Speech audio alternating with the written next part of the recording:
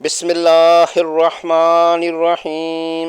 قرآنی عبارت میں کچھ حروف ایسے لکھے ہوئے ملتے ہیں جن پر کوئی حرکت نہیں ہوتی۔ عربی گرامر اور صرف اور نحو کے قواعد کی وجہ سے یہ حروف لکھے جاتے ہیں لیکن پڑھنے میں نہیں آتے۔ جیسے یہ قرآنی عبارت سورہ مبارکہ آل عمران کی آیت نمبر 156 ہے، جسے بطور مثال لایا گیا ہے۔ اس میں سرخ رنگ میں لکھے ہوئے حروف واو مجزوم اور بعد کا الف 9 جگہ ہیں۔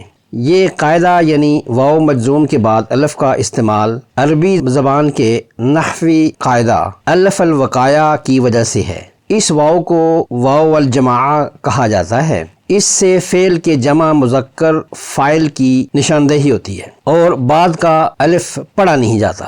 اسی طرح اس لسٹ میں سرخ رنگ سے لکھے گئے واو جن پر کوئی حرکت نہیں ہے نہیں پڑھے جائیں گے، اور اسی طرح کے مزید بے شمار الفاظ جن میں واو پر کوئی حرکت نہ ہو وہاں یہ حروف واو نہیں پڑھے جائیں گے، جیسے اولئک واحصوا العدہ واتقوا اللہ ربکم واطیعوا اللہ واطیعوا الرسول وغیرہ۔ قرآنی صورتوں میں کئی جگہ ایسی یا لکھی ہوئی ہوتی ہے جس پر کوئی حرکت نہیں ہوتی۔ تجوید کے حوالے سے اتنا جاننا کافی ہے کہ یہ یا جس پر کوئی حرکت نہ ہو یعنی خالی ہو اسے نہیں پڑھا جاتا، جیسے بالہدا، کفا، فاستوی، اعلی وغیرہ۔